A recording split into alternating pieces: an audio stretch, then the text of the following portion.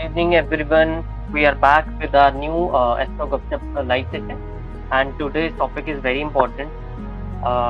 It's marriage. जैसे कि आप देख सकते हैं, हमने पोस्टर भी पोस्ट किया था हमारा. And today we have Navneet sir and Ruchita ma'am. Welcome both of you. Thank you, Deepak. Thank you. कैसे कैसे हो सर आप? कैसे हो मैम? बहुत बढ़िया sir. Thank you. Okay. Thank you. So I would like to request Navneet sir to give introduction of the topic so that वो आपको और अच्छे से थोड़ा बता पाए. एंड फिर जो है हम अपना क्वेश्चन सेशन स्टार्ट करेंगे. एंड जितने भी यूजर अभी देख रहे हैं, जो अभी कनेक्ट हुए हैं, जो अभी क्वेश्चन पोस्ट कर रहे हैं, मैं उनको ये बताऊंगा कि जो हमारा आज का सेशन है वो जनरल सेशन है. हम कोई जो है कुंडली वाली जो क्वेश्चंस है वो उनको एंटरटेन नहीं करेंगे आज. It's a informative session. तो the topic is marriage.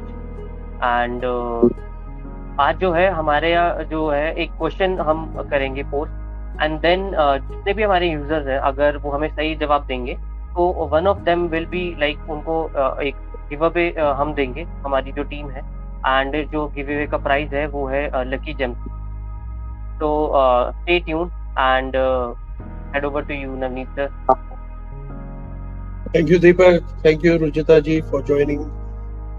And जो हमारे सुन रहे हैं, देखो ऐसा आता है दीपक, हमने देखा है there are certain aspects which are very important to all of us. Marriage is one of them. और हम सब जो है जानना चाहते हैं कि हमारी जो जिसको हम बोलते हैं मैरिज है वो कब होगी. हम जानना चाहते हैं हमारा लाइफ पार्टनर कैसा होगा, हमारा लाइफ पार्टनर हमसे इमोशनली कनेक्ट करेगा या नहीं करेगा. हम ये जानना चाहते हैं कि हमारी लाइफ में हमारा जो सोलमेट है, जिसको हम बोलते हैं ट्विन फ्लेम भी बोलते हैं हम उसको, वो हमारी जिंदगी में खुशियां लेकर आएगा कि या हमें दुख ही देगा. अब ये चीजों को जानना बहुत कठिन है. एक हमें लगता है कि ये बहुत इजी है अगर हम अपने पार्टनर को थोड़ा सा अगर हम उसको समझ पाएंगे. लेकिन अक्सर ये देखा गया है कि जो आपकी डेस्टिनी में होता है वही आपको मिलता है. अगर ऐसा ना हो तो कितनी शादियां जो है वो डाइवोर्स में तब्दील ना हो. अगर ऐसा ना हो तो कई शादियां जो है they will always be happy ending. But हमने देखा है वो हैप्पी एंडिंग सिर्फ फिल्मों में होती है. लाइफ में जो है वो समटाइम्स, मैं ये नहीं कहूंगा कि हर, but sometimes you know the challenges in a relationship always are there. और एस्ट्रोलॉजी एक इतना पावरफुल मीडियम है to know about this aspect of a life. Astrology हमें ये बताती है क्या हम जिनसे हम प्यार करते हैं क्या हम उनसे शादी होगी. एस्ट्रोलॉजी हमें ये बताती है किस तरह का हमें लाइफ पार्टनर मिलेगा. एस्ट्रोलॉजी हमें ये बताती है कि हमारी शादी कब होगी. एस्ट्रोलॉजी हमें ये बताती है कि हम क्या अपने इमोशनली साइकोलॉजिकली अपने पार्टनर से कनेक्ट कर पाएंगे क्या नहीं कर पाएंगे. हमारी मैरिज अल्टीमेटली हमें सक्सेसफुल रहेगी या फेलियर रहेगी, ये सब हम एस्ट्रोलॉजी के थ्रू हम जान सकते हैं. एस्ट्रोलॉजी इतनी पावरफुल है कि हमें और भी सब बताती है कि किस तरह का परिवार होगा हमारा. एस्ट्रोलॉजी इतनी पावरफुल है कि अगर आप उसको डीपली अगर जाते हो तो आप यहाँ तक भी ढूंढ सकते हो कि आपका जो पार्टनर होगा उसका जो नाम है उसका क्या स्टार्टिंग शब्द है वो भी आप जान सकते हो. तो astrology marriage doing it through astrology जो है वो हमारा टॉपिक है. हम इस टॉपिक में जो है डिस्कस करेंगे क्योंकि ये बहुत बड़ा टॉपिक है और एक 1 आवर के सेशन में इसको कंप्लीट करना जो है वो पॉसिबल नहीं है. लेकिन हमारा ये एफर्ट है कि लोग जो हमें सुन रहे हैं उनको ये पता चले कि what is the importance of why we should check marriage in Vedic astrology. क्या वो पावरफुल चीज हमें, क्या वो इंसाइट हमें मिल जाती है वैदिक एस्ट्रोलॉजी से मैरिज के बारे में. क्या एस्ट्रोलॉजी जो है वो सिर्फ लव मैरिज में नहीं देखनी चाहिए या सिर्फ वो अरेंज मैरिज के लिए है. लव मैरिज में उसका पर्पस नहीं है, हम वो भी जानने की कोशिश करेंगे. 7th हाउस जो होता है जिसको हम बोलते हैं कि 7वां भाव मैरिज का है, क्या वो इसकी इंपॉर्टेंस है. वहां पे जो ग्रह बैठे होते हैं, जैसे सूर्य, बृहस्पति है, शुक्र है, शनि है, राहु है, वो क्या हमें देते हैं। और सबसे इम्पोर्टेंट जो है, हम ये जानने कोशिश करेंगे कि मांगलिक, बिकॉज शादी का जब बात करते हैं तो मंगल दोष का अक्सर एक हमें सुनने को मिलता है। तो हम ये जानने की कोशिश करेंगे कि मंगल दोष क्या है, कब देखना आता है, क्या उसका पर्पस होता है, और क्या वो एक धारणा बनी हुई है कि मांगलिक दोष तो बहुत ही खराब होता है, क्या ऐसा है क्या। और एक और चीज है कि नमाज कुंडली, बिकॉज अब भी हम मैरिज करते हैं तो डी नाइट चार्ट जो है, नमाज कुंडली जो है, हम बहुत उसके ऊपर एम्फसाइज करते हैं, तो क्या वो है। और लास्ट में हम रेमेडीज के ऊपर भी बात करेंगे। तो आज का जो प्रोग्राम हमारा मैरिज है बहुत ही इंटरेस्टिंग है। अगर आप मैरिज के जानकारी लेना चाहते हैं और समझना चाहते हैं कि एस्ट्रोलॉजी आपको मैरिज में कैसे हेल्प कर सकती है, आपकी मैरिटल लाइफ के बारे में कैसे हेल्प कर सकती है, तो ये प्रोग्राम जो है आप जरूर देखें। दीपक जी सर, आपने बहुत ही बढ़िया इंट्रोडक्शन दी है। बल्कि जितने भी हमने क्वेश्चन कवर करने हैं, आपने उन सबके टॉपिक्स की अभी इंट्रोडक्शन दे दी हमारी ऑडियंस को। जितने भी व्यूअर्स अभी देख रहे हैं, बी देयर राइट, क्योंकि आपको आपका जो लकी जेमस्टोन है आपको मिल सकता है। कि हम इसी जो हम बोल रहे हैं, हमारे एस्ट्रोलॉजर जो बता रहे हैं आपको, उसमें से क्वेश्चन पूछा जाएगा एंड जो लोग उसका सही आंसर जो है हमारे व्हाट्सएप पे बताएंगे, उनको जो है जो लकी जेमस्टोन जो है हमारा जो कंपनी है वो उनको एक तरह से प्राइज में दिया जाएगा, हमारी कंपनी भिजवाएगी। सेकेंड थिंग इज कि मैं मैम से पूछना चाहूँगा जो हमारा फर्स्ट क्वेश्चन है, right, so that explain our audience to you ma'am. जो हमारा फर्स्ट क्वेश्चन है कि why it is important to check marriage in Vedic astrology. हमारे यहाँ पे क्यों इतना जरूरी होता है ये चीज चेक करना, और क्या इसके बेनिफिट, प्लीज एनलाइटन अस। पहले तो सर सारे ऑडियंस को, निमेश सर को और आपको बहुत बहुत थैंक यू। और जैसा फर्स्ट क्वेश्चन है कि वैदिक एस्ट्रोलॉजी में मैरिज क्यों देखना इम्पोर्टेंट है, तो सर सब ही जानते हैं कि सृष्टि की रचना और संरचना का आधार है मैरिज। और बहुत सारी ख्वाहिशें होती हैं जब एक इंसान इस दुनिया में आता है। इस इंसान की दुनिया में आने का सोर्स भी मैरिज ही है और उसी से बनती है कुंडली। तो एक हर तरीके की ख्वाहिशों में एक ख्वाहिश होती है मैरिज की, जिसको सब लोग बहुत एक जीवन में एक बार बहुत खुशी से और बहुत लंबा, मतलब लाइफ लॉन्ग उनका ये ख्वाहिश है, जिसमें ये चेक करना बहुत जरूरी हो जाता है। क्योंकि अगर कंपैटिबिलिटी चेक नहीं की तो कुछ ग्रहों की वजह से या कुछ प्रॉब्लम्स की वजह से, जो कि ठीक हो सकती हैं, आगे जाकर प्रॉब्लम क्रिएट हो जाती है। जैसा कि सर ने भी कहा, सर ने पहले ही आंसर दे दिए हैं कि कंपैटिबिलिटी चेक करते हैं और आगे कैसा रहेगा, सक्सेसफुल कैसी, कितनी सक्सेस है, कैसे घर मिलेगा, कैसा नाम होगा, कैसा रंग होगा, क्या करेंगे, ये सब हम मैरिज से पता कर सकते हैं, इस हाउस से और वैदिक एस्ट्रोलॉजी से पता कर सकते हैं। तो इसलिए जी बहुत जरूरी है, क्योंकि आजकल मॉडर्न मैरिजेस में जैसे मॉडर्न मैरिज हो जाती है विदाउट चेकिंग, तो ठीक है, अपनी जगह अपना अपना मानना है, but according to me personally बहुत जरूरी है, क्योंकि काफी डीप वैदिक एस्ट्रोलॉजी इन सब चीजों को बता सकता है।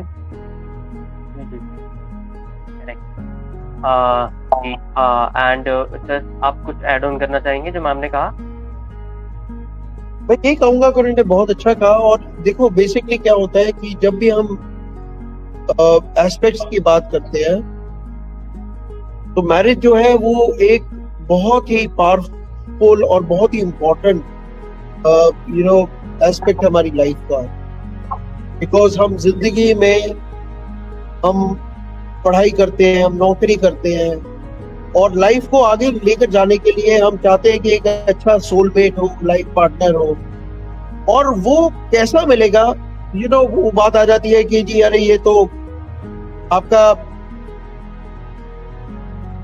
आपकी डेस्टिनी के ऊपर है। बिल्कुल है, आपको अच्छी अगर मैरिज आपको मिलनी है तो बिल्कुल अच्छी मिलेगी, लेकिन उसके बारे में और जानकारी अगर आप चाहते हैं तो वैदिक एस्ट्रोलॉजी जो है वो बहुत ही पावरफुल टूल है, जिसको मैं बोलूंगा, जिसके थ्रू आप अपनी मैरिज और मैरिटल लाइफ और मैरिज पार्टनर, मैरिटल हैप्पीनेस, आप इतनी इंफॉर्मेशन आप ले सकते हैं। तो जो वैदिक एस्ट्रोलॉजी है वो बहुत ही पावरफुल मीडियम है to know insight into your marital and marriage life. तो फिर इससे ये क्वेश्चन उत्पन्न होता है कि हम जो हमारे एस्ट्रोलजर्स है वो कैसे चेक करते हैं कि किसी कुंडली में मैरिज कब है और उस पर्टिकुलर टाइम पे वो मैरिज सही रहेगी या फिर ये सारी चीजें। तो दीपक देखो, मैरिज जो चेक करना होता है और वो कब मैरिज होगी, देखो पहले 2-3 चीजें होती है इसमें ना, we take it step by step. पहले तो हम ये चेक करते हैं कि भाई कुंडली के अंदर मैरिज है भी है नहीं है। कि जब किसी की लगन कुंडली बनती है या यानी किसी जातक का जन्म होता है, तब निर्धारित हो जाता है कि उसके कुंडली में उसको जिंदगी में क्या मिलने वाला है। अब शादी है, शादी जो है वो एक मेल की जो है बाय लॉ जो है वो 21 साल है, लड़कियों की 18 साल है। तो ये तो हो नहीं सकता। बाल विवाह तो देखो बंद हो गया है, वो तो होते नहीं है, क्राइम है, it is not possible to do it. Legal case पड़ जाएगा अगर कोई इसको ऐसे करेगा। तो आपको तो शादी 18 और 21 के बाद ही हो रही है ना। लेकिन आपकी जन्म कुंडली आपको ये बता देती है कि शादी है, शादी का योग है आपकी कुंडली में और नहीं है। फिर आप देखते हो कि ये योग कब आ रहा है। कई लोगों की जो शादी होती है वो 25वें साल हो जाती है, कईयों की जो है ड्रैग होती रही है, कईयों की 35वें साल होती है। अब इतना फर्क क्यों आ रहा है? कोशिश 25 वाला भी कर रहा है, कोशिश तो 35 वाला भी कर रहा है। लेकिन जो 25 वाला कर रहा है उसकी कुंडली के अंदर कुछ ऐसे फैक्टर्स होंगे, कुछ ऐसे प्लैनेटरी एस्पेक्ट्स होंगे, उसके जो जिसको हम बोलते हैं कि कॉम्बिनेशन ऐसे अच्छे हैं जो उसको अर्ली मैरिज दे देते हैं। और जो डिले हो रहे हैं, जिसकी कुंडली में डिले हो रहा है, उसके अंदर कुछ ऐसे प्लैनेटरी इन्फ्लुएंसेस हैं, जो ऐसे एस्पेक्ट्स हैं जिसके कारण जो है मैरिज जो है वो डिले पे डिले हो जाती है। ठीक है ना।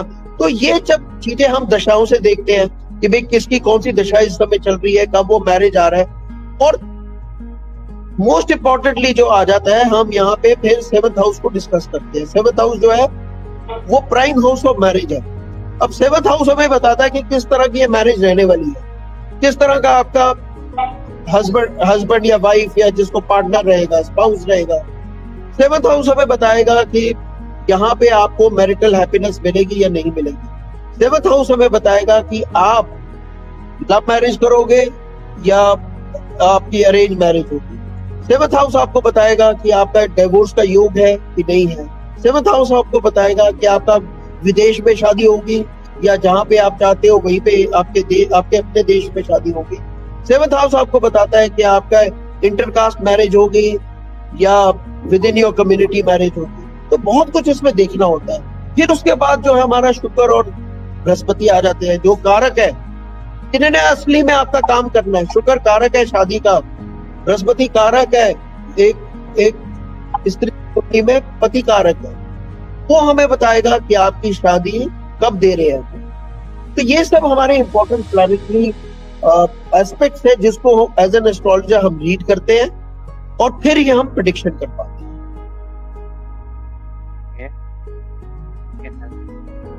बहुत ही डिटेल में था ये सारी चीजें। तो आपने सर ये बताते समय जो बोला कि 2 प्लैनेट्स के नाम लिए, तो दैट मींस वो 2 प्लैनेट या Venus and Jupiter like they are important for this thing to happen and उसी से हमें सबको जो एस्ट्रोलॉजर्स हैं हमारे उनको पता लगता है, राइट। तो इसमें क्या एक्चुअली क्या ऐसे कॉम्बिनेशंस बनती हैं कि किसी का वीनस अच्छा है या जुपिटर अच्छा है। I hope you are understanding my point. तो उससे जो है जो पार्टनर लाइफ पार्टनर है वो अच्छा मिलेगा। क्या क्या ऐसी चीजें जो हम मतलब करते हैं हमारे एस्ट्रोलॉजर। ये जो क्वेश्चन है ये मैं मैम से पूछना चाहूंगा। जैसे कि सर ने बोला है कि 7th हाउस सबसे मेन देखा जाता है मैरिज के लिए कि क्या सिग्निफिकेंस रहता है उसमें पड़े प्लैनेट्स का। Not only Venus and Jupiter, 7th house में कोई भी राशि और कोई भी प्लैनेट हो सकता है, बट कारक ग्रह वीनस और जुपिटर को माने जाते हैं। मेनली शुक्र जो होता है वो मेल्स के लिए और बृहस्पति फीमेल्स के लिए होता है। कि कैसा आपको आपके स्पाउस मिलेंगे या मिलेंगी, क्या उनका रंग हो सकता है, उनका बिहेवियर कैसा हो सकता है। वीनस अगर किसी के 7th हाउस में हुआ तो वो काफी रोमांटिक होते हैं और उनको मतलब रोमांटिक स्पाउस मिलते हैं, मान सम्मान देने वाले मिलते हैं, लग्जरियस लाइफ उनको पसंद होती है।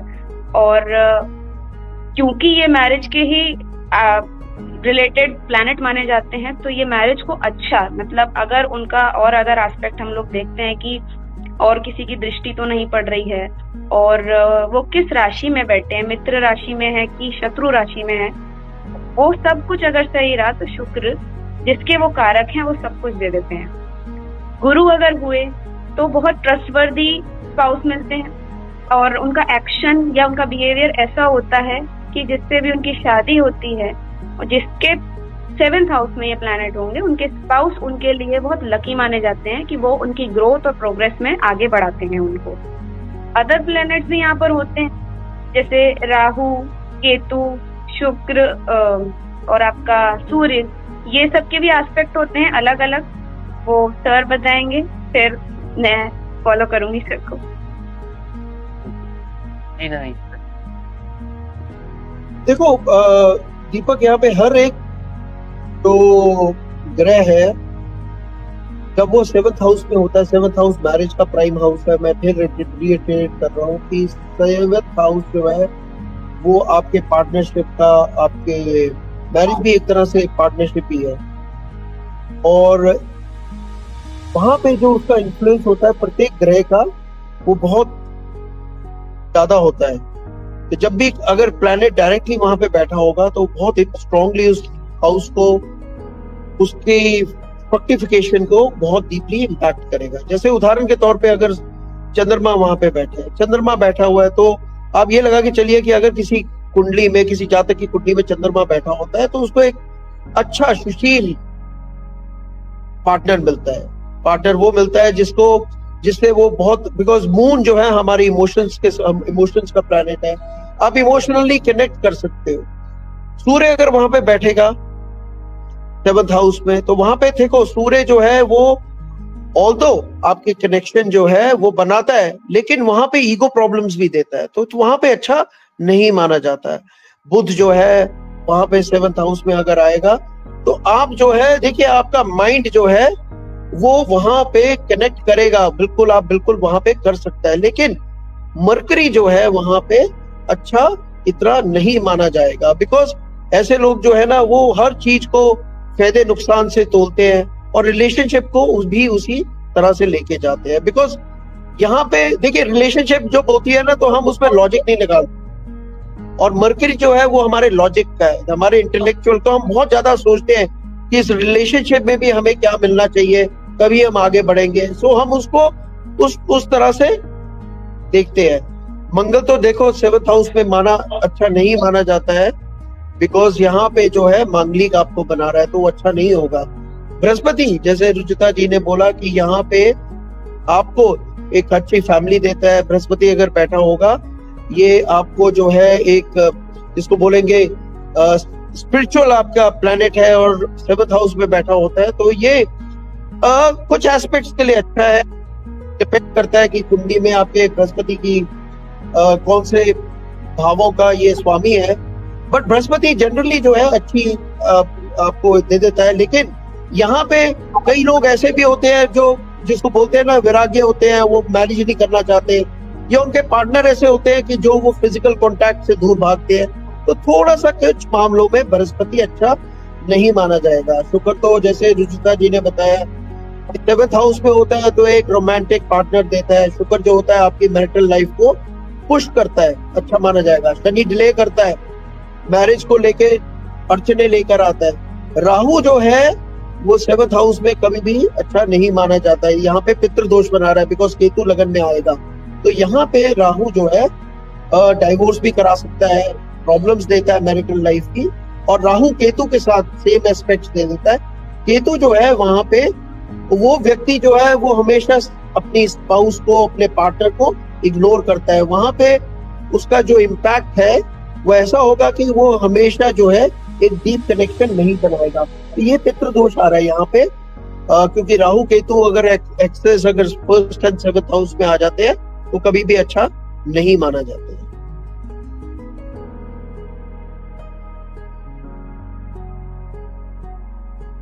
दीपक, am I audible?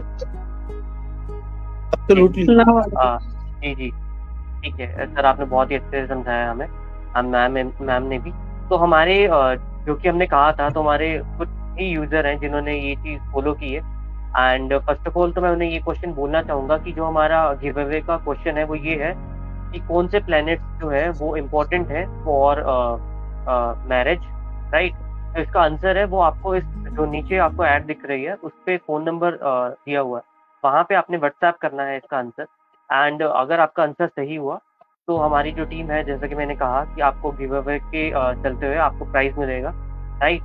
तो हमारे एक यूज़र है जिनका नाम अजय है, एंड अजय जी ने ये क्वेश्चन पूछा है। सर ये स्क्रीन पे आ रहा है मैम, तो anyone can like anyone of you can answer this question, right.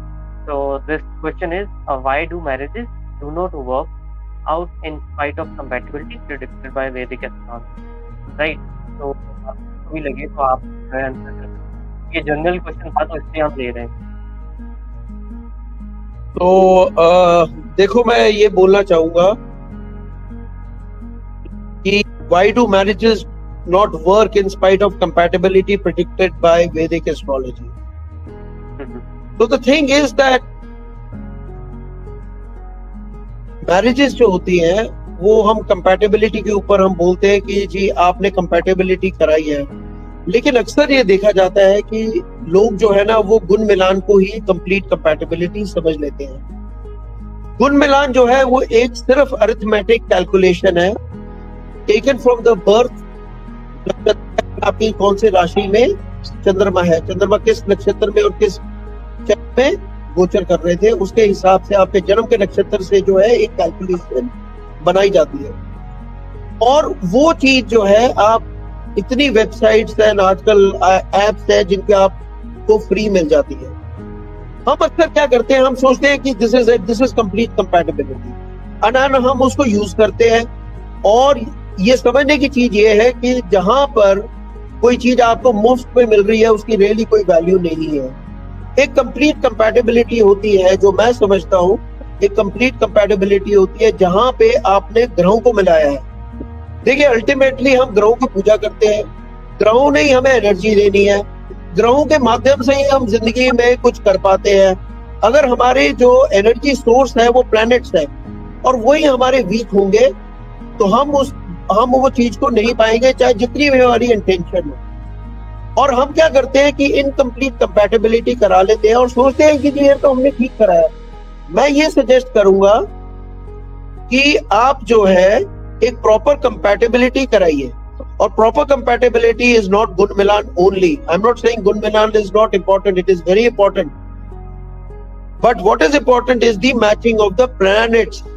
अगर आप प्रॉपर प्लैनेट्स मैच कराएंगे, गुण मिलान कराएंगे, तो आई एम वेरी श्योर कि जो मैरिजेस है will work out and they will work out very well. And मैं ये भी कहूंगा कि one of the upcoming videos में हमारे गपशप की जो हम करते हैं, we are going to cover horoscope matching in detail, in very very detail. So अगर आप लोग उसका शौकीन है, मैरिज कंपैटिबिलिटी कैसे की जाती है, क्या क्या चीजों का आपको उसमें ध्यान रखना चाहिए, तो जरूर हमारी अपकमिंग जो सेशन है उसमें जरूर देखिए उसको, and you will be well informed कि how to check marriage compatibility. ठीक है, तो next question is for ma'am. तो हमारे जो यूजर है उनका ये क्वेश्चन था कि जो हम जो कुंडली मिलान करते हैं वो सिर्फ love marriage sorry arrange marriage में जरूरी है कि लव मैरिज में भी करनी चाहिए, राइट? नहीं सर, राइट, गुड क्वेश्चन। बिल्कुल लव मैरिज में भी करनी चाहिए, बट कहते हैं ना लव इज नॉट अरेंज्ड, तो इट इज अनअरेंज्ड। इसलिए उस समय हम लोग नहीं देखते हैं, बट हाँ जिस समय हम लोग किसी बंधन में बनने जाते हैं तो ये सब जरूरी हो जाता है। अब मान लीजिए फॉर एग्जाम्पल कि कोई गुण नहीं मिल रहे हैं लेकिन इट इज लव और हमें करनी है, तो काफी सारे एस्पेक्ट ऐसे होते हैं। पहली बात तो ऐसा होता है कि सिर्फ लग्न चार्ट को नहीं देखा जाता है। लग्न चार्ट में अगर 7th हाउस में कोई ग्रह हैं तो उनका बल किस तरह से है, उस व्यक्ति को वो कैसे मैरिज में अफेक्ट कर सकते हैं, वो हम नवमांश से देखते हैं। It is a D9 chart कि उसमें उसका बल कितना मिल रहा है। और लव मैरिज के टाइम पर भी 5th हाउस और 7th हाउस को देखा जाता है कि वो कितना बल लेके है कि आपकी लव मैरिज संभव है। ऐसा भी होता है कि कई बार कई सारे लव अफेयर्स हो जाते हैं लेकिन शादी अरेंज ही होती। तो लव मैरिज के टाइम पे भी हमको कराना चाहिए। बिल्कुल एस्ट्रोलॉजी बताती है कि लव मैरिज भी होगी। पहले क्या होता था, वैदिक एस्ट्रोलॉजी हमें पता है कितना पुराना है, तो उस समय पर कुछ अरेंज मैरिजेस के ज्यादा प्रचलन थे। स्वयंवर और इन सबको छोड़कर ये स्वयंवर योग भी होते थे उसमें। पर कुछ क्रूर ग्रह या कह सकते हैं मेलेफिक प्लैनेट्स लव मैरिज को शो करते हैं, जिनको आज हम उन क्रूर ग्रह का नाम देते हैं, लेकिन अगर वो किसी हाउस में, जिस हाउस से हम देखते हैं, अगर वो प्लेस्ड होते हैं तो it is the indication of love marriage. पहले लव मैरिज बहुत बड़ा पाप माना जाता था, आज तो बहुत कॉमन है। इसलिए ये जो क्रूर ग्रह हैं इनकी प्लेसमेंट आपके 5th और 7th हाउस और बाकी सारे भावों से कैसे बन रही है, ये शो कर देता है कि लव मैरिज भी होगी, अरेंज मैरिज होगी। So it is also important कि आप लव मैरिज भी चेक करा के करिए, क्योंकि कोई फायदा नहीं है। आपने इतनी मेहनत की और इतना आगे बढ़ने का आपने डिसीजन लिया होगा और आगे चल के आपको कुछ ऐसा डिसीजन फिर से ना लेना पड़े जिसकी वजह से आप परेशानी में आ जाएं या आपको दुख हो। ये जीवन में हर चीज का एक निश्चित समय होता है और एस्ट्रोलॉजी वो सब चीज बताती है। बहुत डीप स्टडी के बाद, काफी सारे चीजों को देखने के बाद बिल्कुल एस्ट्रोलॉजी प्रेडिक्ट कर सकती है कि आपकी लव मैरिज किस दिशा में होगी या अरेंज मैरिज भी किस दिशा में होगी, किससे होगी। आपका वो लव पार्टनर अगर आपको आज जैसा दिखाई दे रहा है, मे बी किसी कारणवश किसी ग्रह की महादशा के टाइम पर ऐसा ना हो कि वही पार्टनर आपके चेंज बिहेवियर की वजह से आपको परेशानी उठानी पड़ी। ये सब भी वो आपको पहले से बता देंगे ताकि रेमेडीज भी हो सकें या फिर आप पहले से वेल प्रिपेयर्ड रहें या अपने लाइफ का डिसीजन आप ले सकें। ठीक है। और तो इसी के चलते जो आपने बोला उसी के बीच से मैं क्वेश्चन पुट कर रहा हूँ। तो इसकी वो भी होंगी, रेमेडीज भी होंगी, राइट? बिल्कुल सर, बिल्कुल हर चीज की रेमेडी होती है। मैं कुछ ऐड करना चाहूंगा दीपक। तो एक ना हमने जो है पीछे थोड़ी स्टडी करी थी और हमने ये देखा था कि जो वेस्ट कंट्रीज हैं, जहाँ पे चाहे आप यूरोप ले लो, चाहे आप यूएस ले लो, अब वहां पे तो देखो देयर इज नो जिसको हम बोलते हैं system of arrange marriage, there is only love marriage. And you will be very surprise अगर मैं आपको बताऊंगा कि in US 50% of marriages will end in divorce in the first 10 years. Exactly. अब वहां पे तो सारी लव मैरिजेस हो रही हैं। आप अगर यूरोप में जाते हो वहां पे तो figure is even higher. I think US में इमिग्रेंट्स है तो maybe they are from all over the world, some are from countries like India and all, जहां पे इतना ज्यादा अभी नहीं है। लेकिन आप अगर यूरोप में जाते हो वहां पे the divorce rates is even higher, even 70 to 75% divorce. अगर आप ये बोलो कि अगर 100 शादियां हो रही हैं, आप ये लगा के चलो साल में, उसमें से 75% शादियां जो है पहले 10 साल के अंदर वो ब्रेक ऑफ कर जाएंगी, they will and into, and वो सब लव मैरिज है।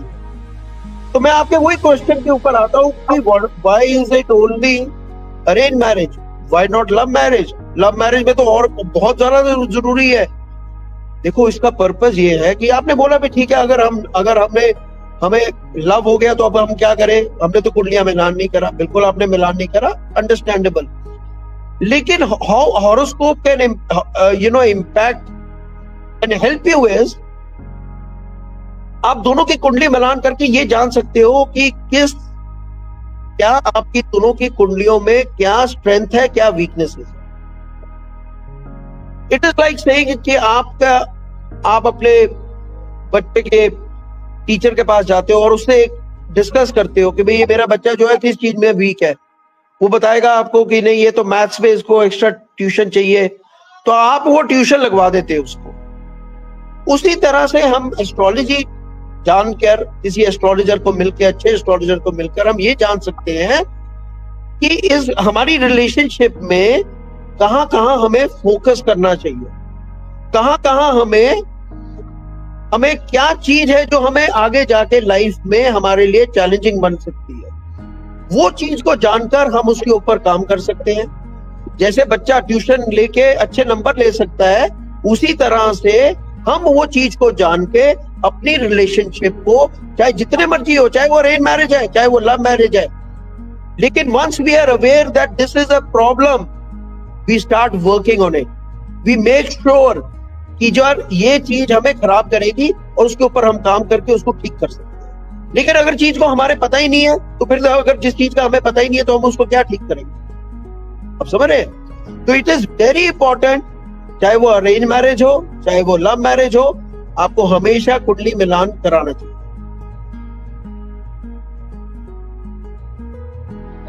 तो जितने भी व्यूअर्स देख रहे हैं, अगर आप जो करवाना चाहते हैं, ये जो कुंडली मिलान है, किसी भी चीज़ हमारे एस्ट्रोलॉजर्स ने बोली, तो आप हमें कांटेक्ट कर सकते हैं, राइट। एंड सेकंड रिमाइंडर जो मैं आपको देना चाहूँगा before I ask like next question, तो गिव अवे का क्वेश्चन था कि which planets are important for marriage in astrology. तो हमें जो है आपको आंसर जो है व्हाट्सएप पे देना है, ठीक है जी। उन्हीं लोगों का जो है आंसर लिया जाएगा जो हमें व्हाट्सएप पे मैसेज करेंगे, ना कि कई लोग मैं देख रहा हूँ कि फेसबुक पे भी कर रहे हैं एंड वहाँ पे नहीं करना आपको, क्योंकि फिर आपका जो नाम है वो ऐड ऑन नहीं होगा हमारे गिव अवे में। तो चलिए, and thank you Ajay ji, आपने बहुत ही इंटरेस्टिंग क्वेश्चन पूछा हमसे। एंड नेक्स्ट क्वेश्चन जो है मैम के लिए, right. So the next question is कि ma'am why we check only like D9 chart basically for marriage, right? हमारे जो viewers हैं उन्हें प्लीज समझाएं और जो भी relevant information है हमें बताएं। जी सर, D9 चार्ट दो तरह से देखा जाता है। एक जो हमारी लग्न पत्रिका में जो भी ग्रह पड़े होते हैं उनका बल कितना है, और एक मैरिज के लिए। समटाइम्स ऐसा होता है कि लग्न पत्रिका में मान लीजिए 7th हाउस में शनि है, जो शनि है वो डिले शो करते हैं कि मैरिज में डिले होगा, लेकिन D9 में उसका क्या बल है, D9 में वो कहाँ प्लेस्ड है, वो देखकर ही हम डेफिनेटली 100% ये बोल सकते हैं कि हाँ आपकी मैरिज में डिले हो। क्योंकि सिर्फ एक एस्पेक्ट पे ध्यान देकर मैरिज जैसी चीजों के लिए कुछ चीज बोल देना कि हाँ आपकी डिले है या नहीं आपकी जल्दी हो जाएगी, ये सही नहीं है। जिसके लिए हम D9 चार्ट भी देखते हैं, रेफर करते हैं। D9 चार्ट मतलब होता है आपकी कुंडली का 9th हाउस का भी जो अंश होते हैं उनका। 9th हाउस भाग्य स्थान माना जाता है, और एक एज का आधा हिस्सा हमारे मैरिज के बाद चालू होता है। कई बार आपने सुना होता है कि आपकी कुंडली में ऐसा योग है कि आपके मैरिज के बाद भाग्योदय होगा, या एक हिस्सा, बहुत बड़ा हिस्सा हम अपने मैरिज के बाद जीवन में आगे जीते हैं, जिसके लिए हम D9 चार्ट देखते हैं। राहु, केतु, शनि, सूर्य जैसे प्लैनेट्स, जैसा कि सर ने भी बोला कि सूर्य वैसे अच्छे हैं लेकिन 7th हाउस के लिए अच्छे नहीं है क्योंकि ईगो प्रॉब्लम आ जाता है। अब ये सारे प्लैनेट्स इसमें हैं and these planets are malefic, but D9 में इनकी क्या प्लेसमेंट है, D9 में भी वो वैसे ही हैं, D9 में भी वो वही अपना रोल प्ले कर रहे हैं। अगर वो वही रोल प्ले करते हैं तो हम डेफिनेटली बोल सकते हैं कि हाँ ये डिले है, या आपका ऐसा ही पार्टनर रहने वाला है, या आपको डिवोर्स ही होने वाला है, या आपके 2 मैरिजेस हो सकते हैं, ये सब। That's why we refer to D9 chart.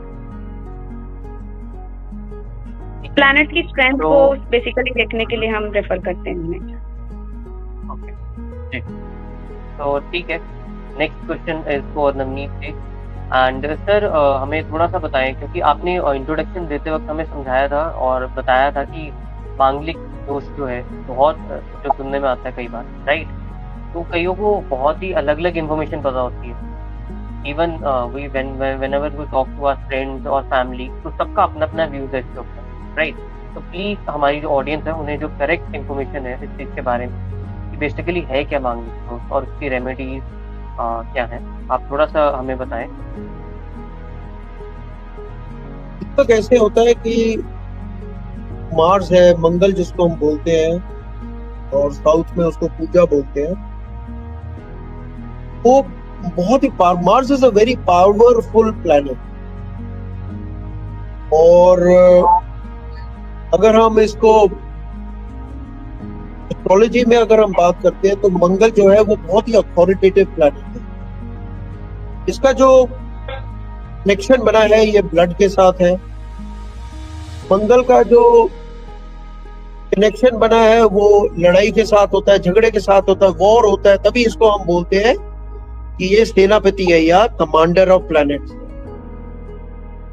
अब देखो, ये जब भी हम मांगलिक की बात करते हैं तो हम प्लेसमेंट ऑफ मार्स की बात कर रहे हैं, लेकिन कहते हैं ना कि बद से बदनाम बुरा वाली बात होती है ना। मंगल जो है वो मांगलिक जो है वो कई बारी जरूर खराब करता है। It is bad but not always. अब कुंडली में जो है 5 स्थान पे जो है मंगल की प्लेसमेंट है, वहां पे मंगल दोष बन जाता है। जैसे लगन में होता है, चौथे भाव में होता है, 7th, 8th and 12th house में। अक्सर लोग जो है वो क्या कहते हैं कि यार ये तो मांगलिक है, तो हम हमारे क्योंकि एक हमारे नोशन बना हुआ है, अरे मांगलिक मतलब सेपरेशन, मांगलिक मतलब डेथ। बट ये ऑल केसेस में नहीं है। कुछ केसेस में जरूर मंगल खराब करेगा, लेकिन सारी केसेस में बिल्कुल भी खराब नहीं करेगा। तो ये जो एक धारणा बनी हुई है जिसको हम बोलते हैं कि जी ये अगवा है, धारणा है लोगों की कि भाई मांगलिक मतलब terrible marriage. It's not like that. In some conditions yes, but not in most of the conditions. लेकिन होता क्या है कि वो कहते हैं ना कि हमें जानकारी पूरी नहीं होती है, तो उससे जो है हम जो ना incomplete information is dangerous. So we get the incomplete information और हम सोचते हैं कि ये तो अब सारा खराब ही होगा। ऐसा नहीं होगा। बट यस, उसकी अगर सर्टेन कंडीशंस में मंगल हमें तंग करता है तो उसकी रेमेडीज है, और उसको करके जो है थोड़ा सा आप मंगल के जो प्रभाव को खत्म कर सकते हैं। जी सर, हमारी ऑडियंस को मैं बताना चाहूँगा कि अगर आपका कोई भी क्वेश्चन हो जो सर ने बोला है उसके रिगार्डिंग भी, आप वो भी जो है हमसे पूछ सकते हैं, राइट? क्योंकि ये जनरल सेशन है, जनरल क्वेश्चन का, तो मोस्ट वेलकम। एंड जितने भी यूजर्स अभी देख रहे हैं, आई होप आपने जो है व्हाट्सएप पे जो अभी तक आंसर कर दिया होगा हमारे जो गिव अवे का क्वेश्चन का उसका आंसर। तो okay, is there any other question from your side? हमारे जो यूजर हैं, अभी मुझे पता नहीं है कि वो टॉपिक से रिलेटेड है क्वेश्चन के नहीं, बट he asked us कि does सरकार का degree matter? I don't know how to pronounce. आप दोनों को पता होगा। तो what if native has planet degree 00118? This is the question. If it's relevant we will take this question, if it's not relevant तो आप जो है अपना क्वेश्चन जो है हमें मैसेज कर दीजिए। तो एक्चुअली दाराकार का जो होता है वो हम जेमिनी एस्ट्रोलॉजी में देखते हैं। एंड सो यहाँ पे वो बोल रहे हैं कि दाराकार का की जो ग्रहों की डिग्री है वो मतलब आपको 1 डिग्री से भी कम है, 0.18 है। So does it really matter? So of course it matters. तो यहाँ पे बहुत वीक है आपका दाराकार का। So as per K.N. Rao's Gemini astrology, so yes, it will may have an impact on the marital life. Yes, मैंने answer दे दिया इसके लिए। ठीक है, तो चलिए हमारे जो जनरल क्वेश्चन थे उनकी तरफ चलते हैं, मेन क्वेश्चन की तरफ।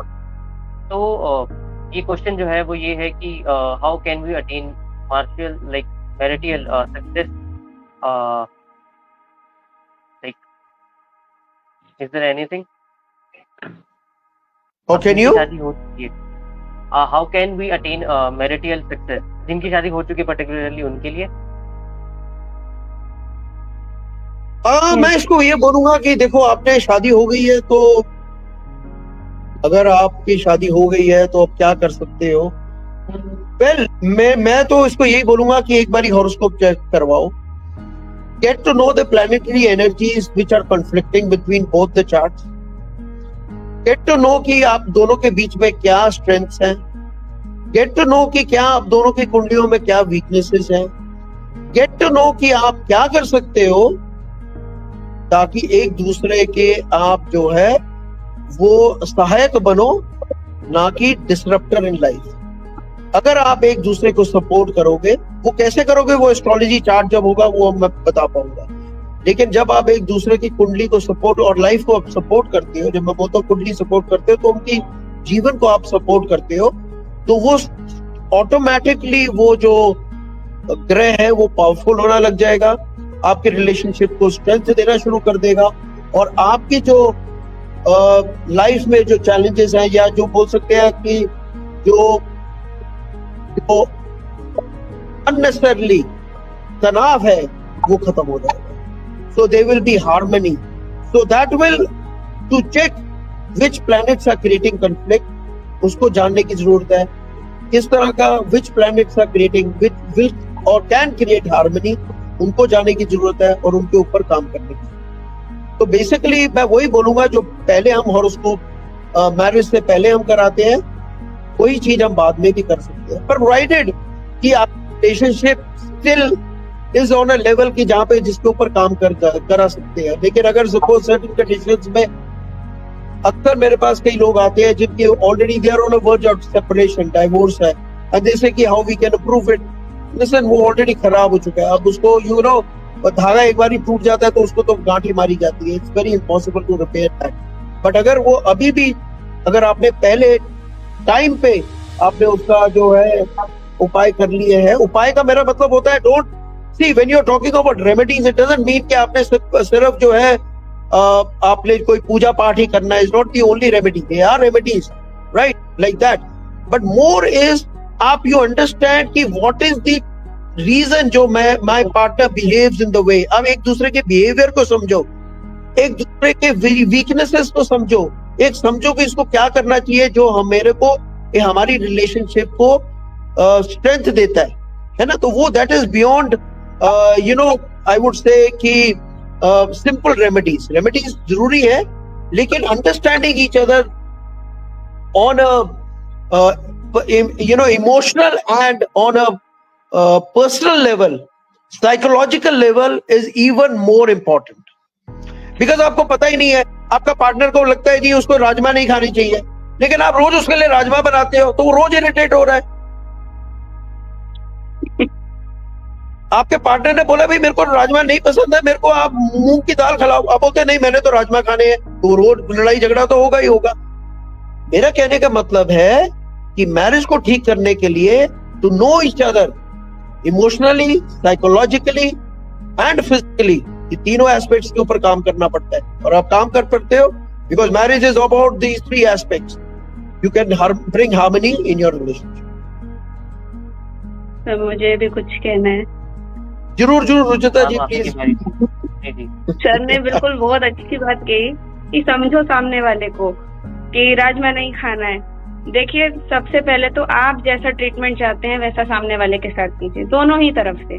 तो वो एक सबसे बड़ी रेमेडी है. सबसे पहले सामने वाले का बिहेवियर समझने की कोशिश करिए. हम घर में भी, जैसे हम मैरिज से पहले भी अगर रहते थे तो कहीं कहीं पर हमको एडजस्टमेंट लगती है कि अगर मम्मी को ये नहीं पसंद, पापा को ये नहीं पसंद, तो ये नहीं करना है, उन्हें गुस्सा आ जाएगा. तो ये चीज हम पार्टनर्स में क्यों नहीं करते, वहाँ ईगो प्रॉब्लम क्यों आ जाती. और मंगल दोष पे भी सर मुझे एक बात कहनी थी कि मैंने कई बार देखा है, जैसे हम लोग भी कई बार देखते हैं, बहुत से लोगों को पता ही नहीं होता कि उनकी कुंडली में मंगल दोष भी है, कि ऐसी ही मैरिज हो जाती है एंड देन वो सफर करते हैं और फिर वो पूछते हैं कि क्या ऐसा प्रॉब्लम था, जिसमें सबसे बड़ा कुंडली खोलते ही दिखता है कि हाँ मंगल दोष था. कि उनसे पूछा जाता है आपने रेमेडी कराई, उन्होंने कहा नहीं, वी डोंट नो कि हमारे यहाँ मंगल दोष भी है. तो मंगल दोष सर भी बोल रहे हैं कि बहुत ज्यादा हुआ नहीं है कि उससे डेथ ही होगी या कॉन्फ्लिक्ट ही होंगे, उसकी प्लेसमेंट बताती है. और सबसे मेन बात बहुत बार तो ऐसा होता है हर कुंडली में मंगल दोष बता दिया जाता है, जबकि आपका लियो और कैंसर इनकी लग्न कुंडली में मंगल दोष नहीं लगता है, क्योंकि ये सबसे योग कारक होते हैं इन लग्न कुंडली में, तो ये दोष नहीं लगा सकते हैं। तो बहुत सारी चीजें अनअवेयरनेस की वजह से भी मैरिज कंपैटिबिलिटी चेक कराने में रह जाती है, आगे चल के बहुत प्रॉब्लम्स आती है। और जिनकी मैरिज हो चुकी है, सर और मैं ये बोलेंगे कि पहले first and the best remedy कि आप समझिए इमोशनली, फिजिकली, और सर ने जैसे बोला बाकी रेमेडीज और भी होती हैं, पूजा और ये मंत्र जाप के अलावा भी कई रेमेडीज होती हैं जिनको करके आप रियली में एक प्लैनेट्स को अकॉर्डिंग बना सकते हैं अपने लाइफ को अच्छे से चलाने के लिए। तो भी ऑडियंस लाइव इस टाइम पे आपको दिख गया होगा कि हमारे जो दोनों एस्ट्रोलॉजर है उन्होंने कितनी बारीकी और कितने प्यार से आपको ये टॉपिक जो है समझाया है, राइट। तो आपको कभी भी कुछ भी क्वेश्चन हो तो आप जो है हमारे प्लेटफॉर्म पे मैसेज कर सकते हैं। If you want any consultation from Rujuta ma'am और नवनीत सर और हमारे जितने भी एस्ट्रोलॉजर्स हैं हमें मैसेज करिए। एंड आज जो हमने अपनी नई चीज जो है वो स्टार्ट की है वो ये है कि गिव अवे जो है हम कर रहे हैं। तो इसका जो क्वेश्चन है वो आपको दिख गया होगा कि स्क्रीन पे आ रहा है, आप उसका आंसर कीजिए and we will make sure कि आपको जो है जो भी हमारा जो सिलेक्ट होंगे कस्टमर उनको जो है उनका लकी जेमस्टोन दिया जाएगा, राइट। एक यूजर है जिन्होंने हमें बहुत प्यारा क्वेश्चन पूछा था, उन्होंने एक कमेंट किया है, तो मैं इन्होंने कहा है कि this platform provide very relevant information, thank you sir, I appreciate it, free to subscriber. ये सर अभी तक तो बहुत सारी चीज़ें हमारी जो है प्लेटफॉर्म फ्री में ही कर रही है ताकि हम अपने जो यूज़र है उनको बेनिफिट दें। Can I contribute money to offset the platform? Yes sir, please most welcome. उसके लिए जो है हमारी जो ईमेल आईडी है हमारे बायो में होगी, आप जो है वहाँ जाके अपने जो भी आपको whatever you want to like please coordinate with us and thank you so much। चलिए मैम, नेक्स्ट क्वेश्चन करने से पहले मैं आपको पूछना चाहूंगा कि आपने कुछ बोला था शायद कर्क के और लियो के बारे में, राइट? ऐसा कुछ कैंसर है लियो, उसको आप थोड़ा सा और एक्सप्लेन करेंगे प्लीज? जी सर, जो हमारी कुंडली होती है उसका फर्स्ट हाउस लग्न कहलाता है। अगर उस लग्न कुंडली में फर्स्ट हाउस में 5 और 4 नंबर है तो वो उन कुंडली में मंगल दोष नहीं लगेगा। क्यों नहीं लगेगा? क्योंकि अगर हम लियो की उठा के देखें तो ये केंद्र और त्रिकोण के स्वामी होते हैं। मंगल बहुत योग कारक माने जाते हैं और अपने इस लग्न कुंडली के जो ग्रह हैं, जो लग्न लॉर्ड होंगे, उनके फ्रेंड हैं, तो अपने फ्रेंड को तो कोई नुकसान नहीं पहुंचाता। भाग्य स्थान के भी स्वामी होते हैं इस पर, इसीलिए यहाँ पर मंगल दोष नहीं लगता। 4 नंबर अगर फर्स्ट हाउस में लिखा होगा तो वहां भी आपके योग कारक हैं, क्योंकि वैसे ही सेम कि यहाँ पर भी मंगल दोष नहीं लगेगा। और मंगल दोष कब नहीं लगता है? जब कभी रोचक योग बनाते हैं, जैसे सर अच्छे से बता पाएंगे इसको कि रोचक योग क्या होता है। और डिग्रीज भी देखी जाती हैं, सूर्य के प्रभाव में आकर मंगल अस्त ना हो गए हों तब भी मंगल दोष नहीं लगता है। मंगल दोष सर ने भी बोला कि ऐसे बहुत बड़ा डराने वाला कंसेप्ट नहीं है, उसको देखा जाता है, उसके बलाबल चेक किए जाते हैं, प्लेसमेंट देखी जाती है। फर्स्ट, 4th, 7th, 8th और 12th हाउस में भी वो कहाँ प्लेस्ड है, उसके अलग अलग क्या एस्पेक्ट्स होते हैं कि 8th हाउस में अगर कोई मंगल बैठा है और वो मंगली है 8th हाउस का, तो कैसे? पहली बात तो मंगली पूर्ण मंगली कब माना जाता है कि जब लग्न कुंडली और चंद्र कुंडली दोनों में ही मंगल 1st, 4th, 7th, 8th और 12th हाउस में प्लेस। तो अलग अलग हाउसेस के अकॉर्डिंग अलग अलग उसके एस्पेक्ट्स होते हैं।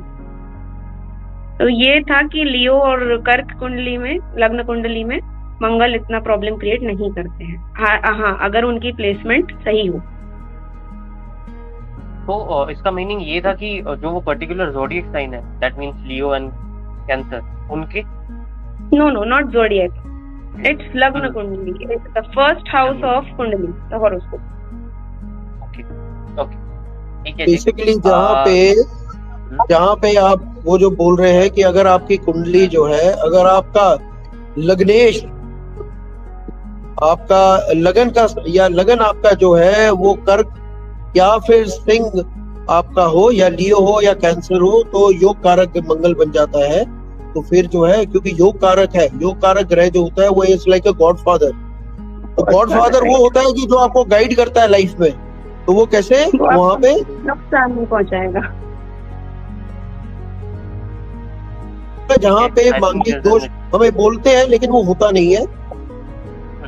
इवन एरीज में, देश में भी जो है मंगल दोष नहीं बनता, बिकॉज लग्नेश है वो मंगल, तो वहां पे लग्नेश है, तो खराब कैसे करेगा? वो उसकी खुद की वो कभी खराब नहीं कर सकता, उसमें बैठे हुए हैं, उसकी खुद की कुंडली है, कभी खराब नहीं करेगा। तो एक्चुअली हमें ना एक दिन हमें मंगल दोष के ऊपर ही I think we should spend, because इतना बड़ा टॉपिक है, आई थिंक 1 आवर तो बड़े आराम से हम वी कैन स्पीक ऑन मांगलिक दोष इन डिटेल। इसमें हर एक टॉपिक सर बहुत डीप जाने वाला है।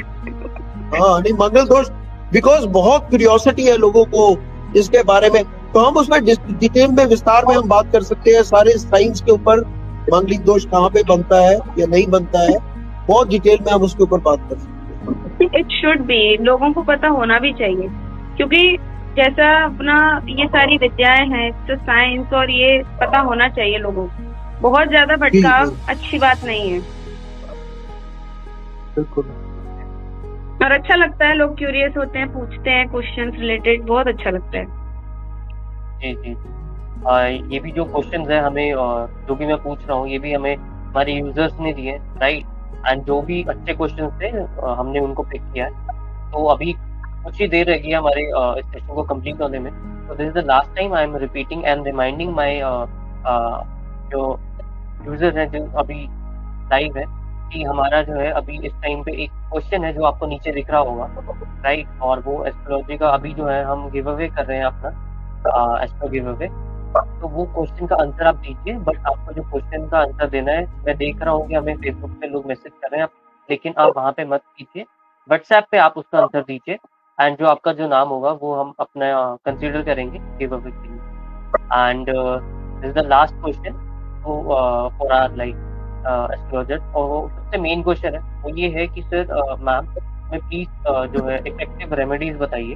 तो अभी जो लोग हैं कुछ फेस कर रहे हैं मैरिज में इशू, राइट, या फिर जो लोग हैं वो शायद अपने जो लव मैरिज करवाना चाहते हैं, राइट।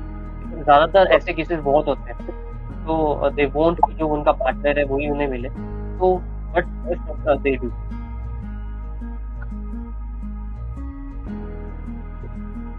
जी सर, आप रेमेडी एंड देन ओके।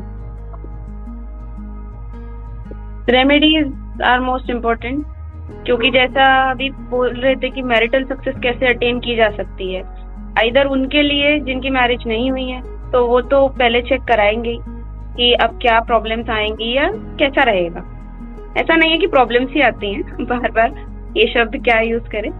तो और जिनकी शादी हो चुकी है, अब वो क्या करें? रेमेडीज सबसे पहले तो जिनकी नहीं हुई है और जिनकी हुई है, दोनों के लिए कॉमन रेमेडी होती है कि आप शुक्रवार, शुक्ल पक्ष के शुक्रवार से श्री सूक्त का पाठ कीजिए, या फिर लक्ष्मी नारायण के मंदिर या शिव पार्वती जी की पूजा कीजिए। शिव पार्वती जी की पूजा अगर इत्र से की जाए और पार्वती जी से विशेष प्रार्थना की जाए, तो आपका मनचाहा, जो भी जिनका विवाह नहीं हुआ है वो मनचाहा वर ले सकते हैं या अपनी बात उनसे बोल सकते हैं। और जिनका मैरिज हो चुकी है वो भी अपनी बात, अपनी परेशानी, कुछ प्रॉब्लम्स आ रही हैं, तो वो भी कह सकती हैं। और ये तो जनरल रेमेडीज हैं। बाकी अभी सर बताएंगे कि क्या जो मैरिज के बाद क्या करा जा सकता है, जिन्होंने कंपैटिबिलिटी चेक नहीं कराई, क्योंकि उपाय उन्हीं के लिए होते हैं जो प्रॉब्लम्स में होते हैं, वरना उपायों की जरूरत नहीं होती।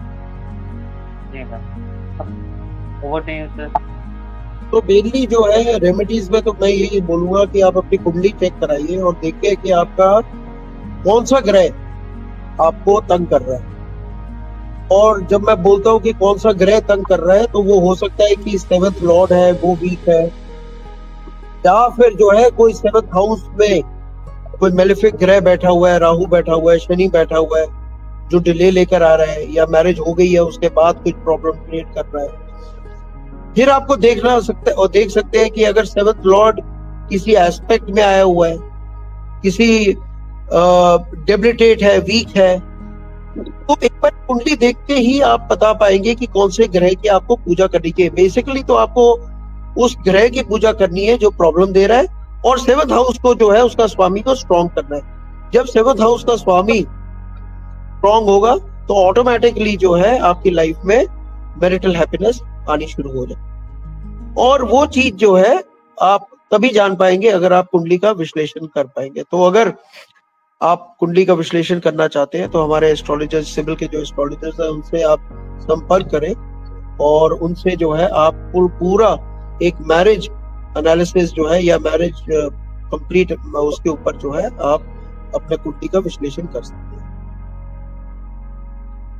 7th हाउस के साथ साथ सर मतलब 9th हाउस भी बहुत इम्पोर्टेंट है, क्योंकि वो भाग्य स्थान है, और भाग्य से ही हमें, क्योंकि यहाँ पर मैरिज की बात है तो भाग्य का बहुत बड़ा रोल है। तो सर ने बोला कि जैसे जो भी आपके प्लैनेट 7th हाउस में कहाँ डेबिलेटेड है, किस जगह प्लेस्ड है, क्या डिग्री है उनकी, किसी मेलेफिक प्लैनेट के साथ या किसी मेलेफिक प्लैनेट की दृष्टि में तो नहीं आ गए हैं। ये काफी सारी चीजों के साथ भाग्य स्थान पर भी हमें देखना चाहिए कि भाग्य स्थान में बैठे ग्रह या भाग्य की स्थिति कहाँ है। कभी कभी वो भी तंग करते हैं, जिसकी वजह से ये दोनों ही जब मिल जाते हैं तो मैरिज रिलेटेड चीजों में प्रॉब्लम्स आती हैं। तो उन उपायों को भी करना चाहिए जो आपके भाग्य को और मैरिज हाउस के लॉर्ड को, सप्तमेश को, या फिर वहां पड़े प्लैनेट को बलाबल दे। ठीक है, बेसिकली आपको ये चेक करने की जरूरत है दीपक की किस तरह की प्रॉब्लम आ रही है। क्या वो कंपैटिबिलिटी इशू है, या फिर वो डिले इन मैरिज है, या मैरिज हो गई है लेकिन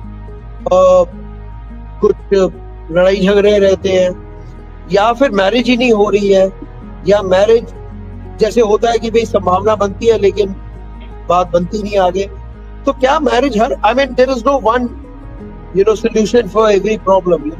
आपको पहले प्रॉपर कुंडली का देखना पड़ेगा कि कौन सी कुंडली कौन सा ग्रह जो है वो प्रॉब्लम क्रिएट कर रहा है, और फिर उसको जो है उसकी, अगर वो मेलेफिक प्लैनेट है तो उसकी जो है आपको अगर कोई पूजा या कुछ मंत्र जाप करना पड़ेगा। 7th हाउस है उसको स्ट्रॉन्ग करना पड़ेगा, है ना। तो और कारक मैंने जैसे पहले भी हमने अपने कॉन्वर्सेशन में समझाया, the role of Jupiter and Venus, because ये दो जो ग्रह है ये मोस्ट इम्पोर्टेंट प्लैनेट्स है फॉर मैरिज, और वही जो है आपको marriage, marital happiness, marital success देने वाले हैं। तो उनकी जो है आप रोल को कभी निगेट नहीं कर सकते हो। तो इन चीजों को जो है कौन से प्लैनेट है उसको सिर्फ आप तभी स्टडी करके ही आप जान पाएंगे कि कौन सा ग्रह जो है वो उसका उपाय आपको करना है। अलग अलग हॉरोस्कोप में अलग अलग एस्पेक्ट्स तो होते ही हैं, देखना ही पड़ता है कि प्रॉब्लम आ कहाँ रहा है।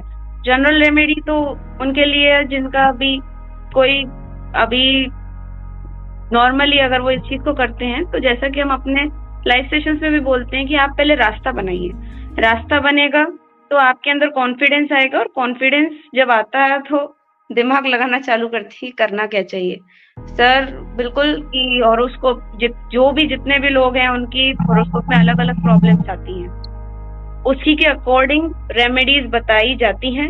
हर रेमेडी हर किसी के लिए नहीं होती है, इसीलिए फिर ये चीज निकल के आती है कि इस चीज का फायदा नहीं हो रहा है, या ये वाली प्लेसमेंट तो हमारे इसमें है तो क्या प्रॉब्लम आ रही है, इसलिए क्योंकि हर हॉरोस्कोप कुछ और कहती है ना। यू आर राइट, क्योंकि जैसे सबका जो फिंगर प्रिंट है वो यूनिक है, तो ये चीजें भी यूनिक है, राइट। सबकी प्रॉब्लम्स भी डिफरेंट होंगी, करेक्ट। तो कोई देखो ना सर, ट्विंस भी होते हैं, ट्विंस भी होते हैं, तो उनके बिहेवियर कितना चेंज होता है। बहुत मिनट के अंतराल पे, कुछ ही मिनट के अंतराल पे होते हैं वो, लेकिन फिर भी उनके बिहेवियर में काफी, तो ऐसे हॉरोस्कोप भी है। हॉरोस्कोप हर किसी की सेम नहीं हो सकता, जिसको हम एक ही सेम रेमेडी दें स्लीप। तो हमारे यूजर ने अभी, वैसे आई नो कि टाइम हो चुका है, बट क्वेश्चंस पूछे तो एक एक करके मैं आप दोनों से पूछूंगा, right? The first question is for Navneet sir. Sir, ये मैम ने पूछा है, अगर आपको लगता है कि रेलेवेंट है हमारे टॉपिक से, प्लीज गाइड कीजिए।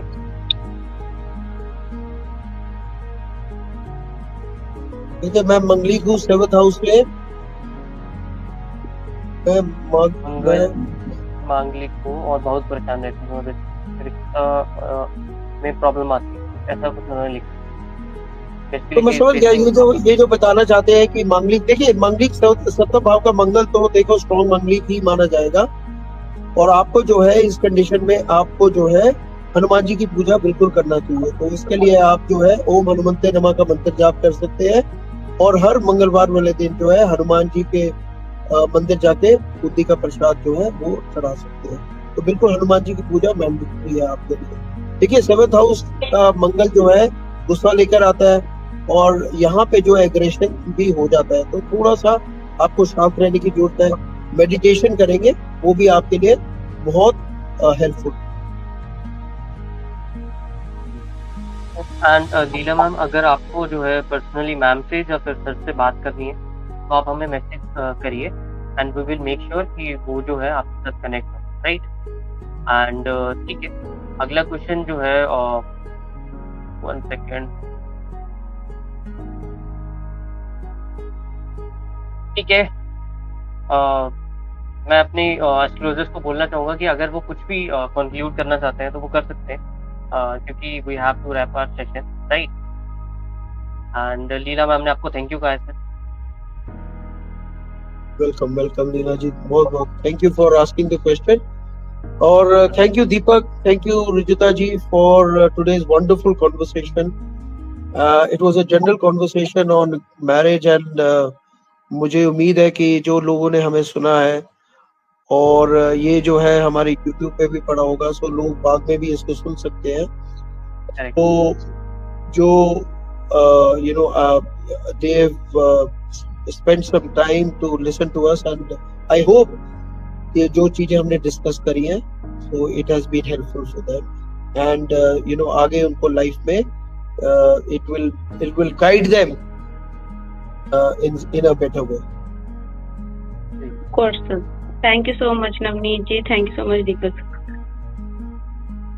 Thank you, Rujita ji. Thank you, Deepak. Yeah.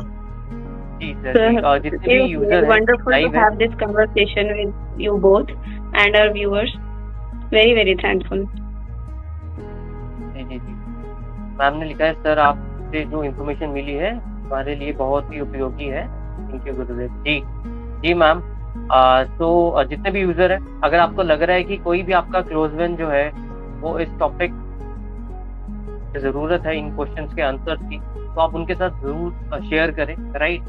And अगर कभी भी आपको कोई सजेशन हो कि नेक्स्ट टाइम के लिए हम कौन सा टॉपिक चूज करें, तो आप हमें कभी भी मैसेज करें and make sure to subscribe and share this, right? ठीक है जी, both of you, thank you. Namaskar.